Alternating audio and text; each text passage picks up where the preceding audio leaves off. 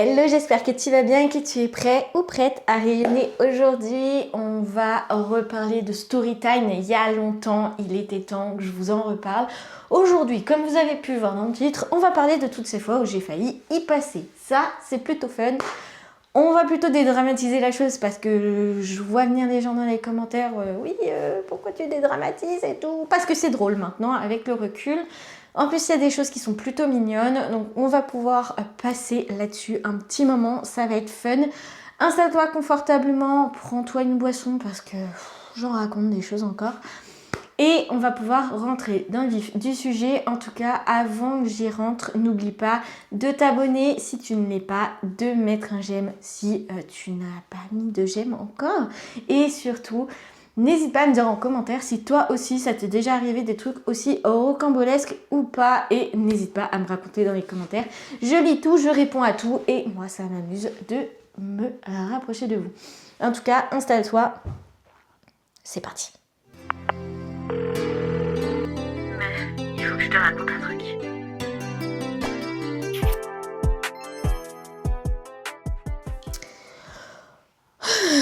J'ai tellement de choses à vous raconter que je sais pas par quelle fois commencer. Mais je pense que je vais passer carrément par la première, autant qu'on rigole. On va parler de la toute première fois où j'ai failli dire bonjour à la lumière. C'est-à-dire que j'avais même pas 2 ans. Voilà, ça y est, fin du podcast. Non, je rigole. En fait, j'avais 12 mois, j'avais 14 mois, je crois. Je crois que c'est quelque chose comme ça. Enfin, c'était juste avant que mes parents divorcent, en tout cas. Donc, j'avais pas 2 ans, ça c'est sûr, parce qu'ils ont divorcé quand j'étais vraiment tout bébé. Et il faut savoir que si tu ne me connais pas encore, mon papa était alcoolique. Et un jour, ma maman est sortie faire une course, m'a laissée avec mon papa, vu que je dormais. J'étais donc dans mon petit berceau, etc. Et mon papa était à côté de moi dans le canapé. Il faut savoir que, alcoolique, mon papa passait beaucoup de temps à s'endormir. Et mon père fumait également.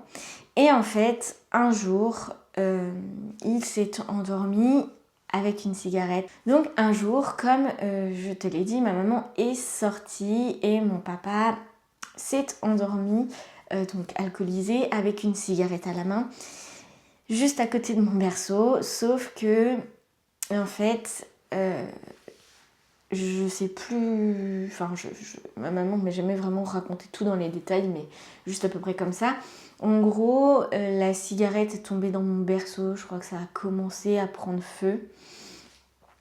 Je saurais pas trop exactement parce que moi j'ai aucun souvenir et que ma maman n'est plus là pour me raconter exactement comment ça s'était passé, mais je sais qu'à l'époque où elle me l'avait raconté, en tout cas elle m'avait dit que ça avait commencé à prendre feu, que la cigarette était tombée dans le berceau, que j'étais pas loin d'y passer quoi.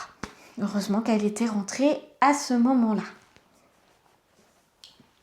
Bon et ben voilà, on a bien commencé. La story time n'est pas très longue, je vous avoue, il n'y a pas grand chose à dire là-dessus, mais on commence avec une première fois, sinon c'est pas rigolo. Passons à la deuxième story time. Là, cette story time là, je devais avoir 8 ou 10 ans, je sais plus. Mais je sors dehors dans la cour faire du vélo avec notre chien. Notre chien qui était un labrador. Je faisais les 400 coups avec lui. Je vous mets même une photo. On était tout le temps ensemble, d'accord? C'était mon meilleur ami.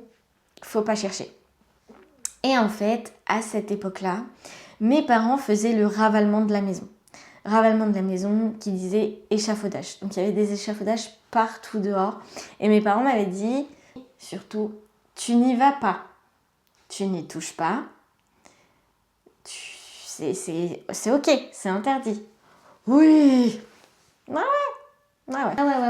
Interdit, ouais. Alors, comment vous dire que j'étais dehors, j'ai fait 4-5 tours de vélo dans ma petite cour. Au bout d'un moment, je m'ennuie. Et je vois ces super échafaudages et je me dis, tiens, je vais me lancer un défi, voir jusqu'où je suis capable de monter sans avoir peur.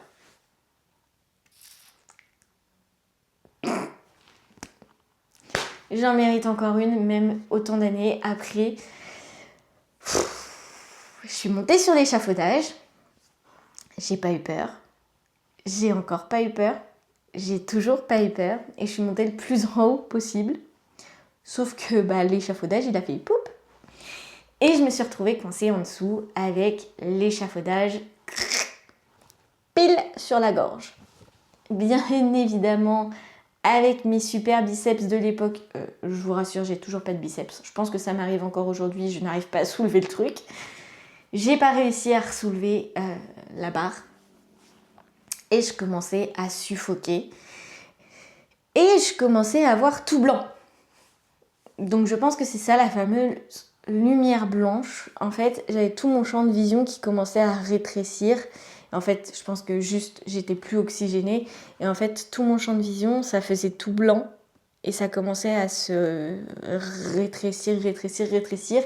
En plus de ça, je voyais flou. Mes parents, j'étais sortie en vélo. Ils ont juste pensé que j'avais fait une chute de vélo et que j'allais me relever. Bah non. Non, j'avais pas chuté en vélo. Et en fait, il faut savoir que mon chien est allé jusqu'à la cuisine où étaient mes parents et a aboyé, mais vraiment longtemps, fort, très très fort, pour que mes parents se disent « Oula, il y a un truc quand même là. Là, il y a un truc qui s'est passé, c'est pas normal. Pourquoi le chien, il vient aboyer comme ça alors qu'il n'est pas comme ça d'habitude ?» Et là, ils se sont dit, elle est peut-être pas tombée de vélo finalement. Les échafaudages, ils sont arrivés, ils ont soulevé le truc. Je me suis mangé la seule claque de ma vie. D'accord, c'est bon pour vous. J'ai eu une claque dans ma vie, une seule. C'était ce jour-là. je me rappelle juste ne pas avoir senti la claque, mais je me rappelle de ma mère. Du coup, mes parents m'ont porté du sol, m'ont mis dans mon lit. Ma mère, je pense, a eu tellement peur que c'est parti en fait tout seul. Je me suis mangé une claque là sur la joue. Et je suis restée dans mon lit, je sais pas combien de temps. Je pense que je me suis reposée derrière. J'ai dû, je sais pas, faire une sieste, je pense.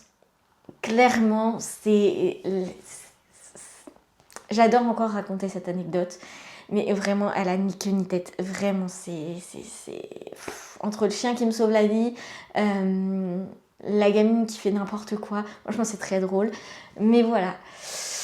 Mes parents ont eu un petit peu peur ce jour-là et je pense que je me suis auto-fait peur aussi, je l'avoue. Je pense que je recommencerai pas cette bêtise, qu'on se le dise. Donc voilà, ça c'est la deuxième fois où j'ai vraiment failli y passer. C'était en 2016. En 2016 ou en 2015 ? En 2016. Parce que j'avais mon appartement. Donc en 2016... j'habitais à Dieppe et je devais me rendre du côté de chez mes parents, donc à 45 minutes de Rouen, pour aller chez le médecin. Parce que j'avais pas changé de médecin traitant, j'ai continué d'aller là où j'allais avec ma maman. Et du coup, je devais faire la route. Donc j'en avais pour 45 minutes, je crois, de route, ou une heure, je crois, quelque chose comme ça, de Dieppe jusqu'à chez mes parents, pour aller chez le médecin. Je prends la route un jour où ça a verglacé et j'avais mon permis depuis 1 an. J'étais encore un petit peu jeune, encore un peu bêta, je roulais assez vite et j'arrive dans une forêt en plein mois de décembre. On était à quelques jours de Noël, je crois. Noël cette année-là était un dimanche le 25 et le réveillon le samedi le 24. Donc je pense que je devais avoir rendez-vous genre le 21, 22 ou 23, non pas 23. Je pense que je devais avoir rendez-vous dans cette semaine-là, peut-être le mardi et finalement voilà. Enfin, c'était dans la semaine là. En gros, il y avait eu du verglas, il y avait eu de la gelée, etc. Et je suis arrivée quand même, je sais pas, je devais être à 70 à l'entrée d'un virage en haut d'une forêt. J'ai perdu le contrôle du véhicule. Je me rappelle juste du début, de la perte de contrôle, j'ai tourné sur moi-même. J'ai clairement perdu connaissance. Je vous avoue que je me rappelle pas du reste. Je me rappelle juste avoir perdu le contrôle du véhicule, avoir commencé à tourner sur moi-même. Ensuite, trou noir. Et ensuite, je me réveille avec l'odeur des airbags. Mais vraiment, si vous avez jamais connu l'odeur des airbags, je vous le souhaite pas. Ça pue la mort. J'avais l'autoradio qui avait sauté, qui s'était vraiment arraché de sa place en fait. J'avais mon sac derrière qui était par terre. Donc, imaginez que moi là je suis dans le siège conducteur. J'avais mon sac qui était juste là par terre derrière, qui avait volé.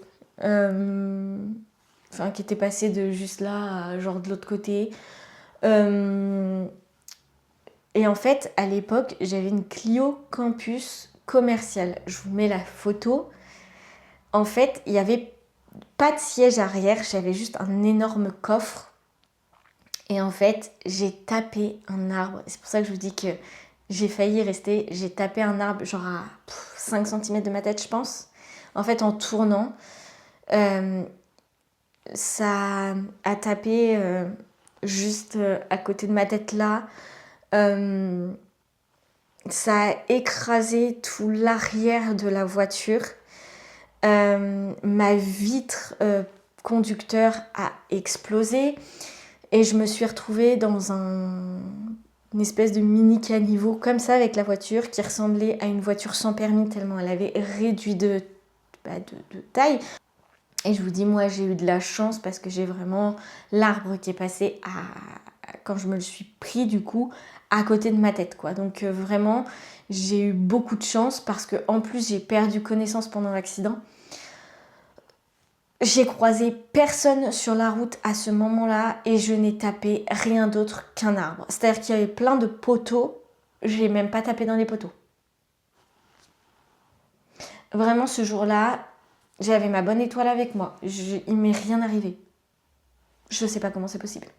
J'avais juste des bleus partout et ça, c'est pour ça que je sais que c'est telle période et tout parce que à Noël, le 24 au soir, mon premier amour m'avait offert une robe Hollister pull, donc manche longue heureusement, sauf que qui m'arrivait mi-cuisse et en fait tout le bas de mes jambes était couvert de bleu, tous mes bras étaient couverts de bleu, j'avais des bosses tout le long de ma tête, vraiment j'avais une couronne de bosses et je me rappelle avoir mis du fond de teint parce qu'on faisait le Noël. Donc le réveillon, je l'avais fait chez mon ex. Et le lendemain, on le faisait chez les parents de son beau-frère, donc le copain de sa sœur. Et je me souviens avoir mis la robe et avoir couvert mes jambes de fond de teint. C'est bon pour vous. Enfin bref, je pense qu'entre mon chien et ça, j'avais une bonne étoile parce que sinon, je serais pas là avec vous encore aujourd'hui. Pareil, même en vrai pour mon berceau, ma maman qui rentre pile au bon moment avant que le feu se propage. Enfin, c'est bon pour vous, j'ai une bonne étoile, je crois, jusque-là. Donc voilà, on finit déjà avec ces trois choses-là. Accident bête et accident domestique dû à mon papa. Ça fait déjà beaucoup, je trouve.